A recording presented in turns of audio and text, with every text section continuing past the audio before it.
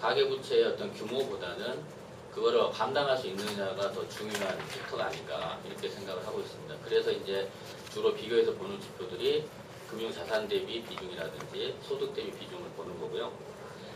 그래서 이제 저희는 그 소득의 문제다. 그래서 일단은 소득의 문제고, 그 다음에 이제 우리가 그 부채를 조달해서 했던 행태가 자산을 구입하는 행태이기 때문에 자산 가치가 또 급락할 경우에는 문제다. 그래서 두 가지 축으로서 가계부채하게 소득 증가율이 부채 증가율을 못 따라갔다는 거죠. 결국은 왜 그런지는 모르겠지만 부채가 늘어나는 속도에 비해서 소득이 못 늘다 보니까 부채 대비 소득 대비 부채 비중이 계속적으로 올라갔던 거고, 그래서 향후에도 소득의 문제가 계속 심화될 경우에는 부채 문제가 더 심화될 수 있다 이렇게 보는 게 맞는 관점이 아니냐 이렇게 보고 있고요.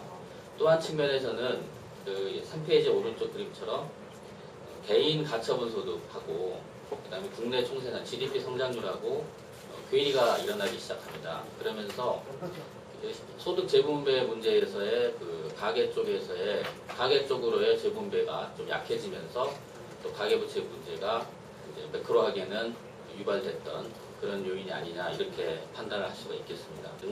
향후 하우스 푸어라는 이런 문제가 리타이먼트 푸어로 전이될 가능성들이 있다. 그래서 당장 터질 문제는 소득이 낮은 쪽의 문제겠지만은 장기적인 문제는 은퇴 이후에 발생하는 그런 문제로 전이될 수 있다. 이런 어떤 가정들을 해볼 수가 있겠습니다.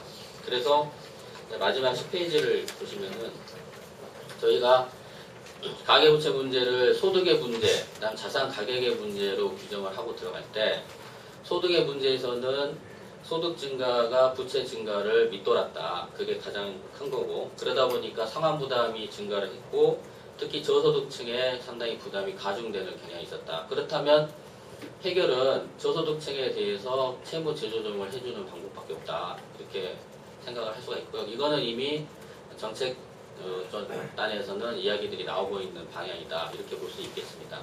근데 이제 실제로는 아까 말씀드렸듯이 리타이먼트 푸어로 전이될 문제에 있어서는 결국은 하우스 푸어 문제가 되는 거고요. 그거는 자산 가격의 문제라고 볼 수가 있는데, 이거는 이제 결국은 자산을 어떻게 유동화 시켜줄 거냐의 관건이 될 것 같습니다. 그래서 하우스 푸어가 보유한 부동산을 유동화 시켜줄 수 있다. 유동화하는 건 결국은 누군가 사준다는 이야기가 될 텐데, 어제 이제 제가 볼 때는 하우스 푸어의 문제는 이제 우리가 주식 사서 장기간 물리는 경우가 있지 않습니까? 그거하고 비슷한 개념으로 보고 있는데, 그게 이제 규모 사이즈가 워낙 크다 보니까 이제 문제가 되고 있죠. 그래서 만약에 유동화시켜 누군가 집을 사준다면 할인해서 사줘야 되는 시스템이 들어와야 될 것 같고요.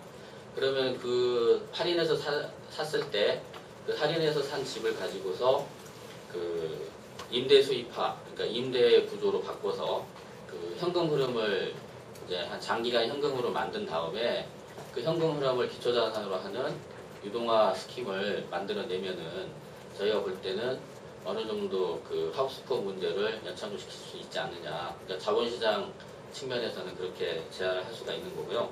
그렇게 됐을 때는 세 가지 장점이 있습니다. 첫 번째는 은행들의 어떤 잠재된 리스크를 좀 줄일 수 있어서 은행들의 어떤 자금 공급력이 좀 중소기업이나 이런 쪽으로 갈 수 있다. 유동화 문제를, 그러니까 유동성 문제를 어느 정도는 경감시켜줌으로써 소비가 급격하게 악화되는 것을 좀 방지할 수 있지 않느냐 이렇게 보고 있고요. 세 번째는 지금 자본시장에서의 수입원이나 이런 것들이 많이 줄어드는 상황에서 유동화 스킴이 좀 활발해진다면은 아무래도 이제 자본시장도 좀 활성화될 수 있는 그런 부분이 있지 않느냐 이렇게 생각을 해볼 수 있는 부분이겠습니다. 그래서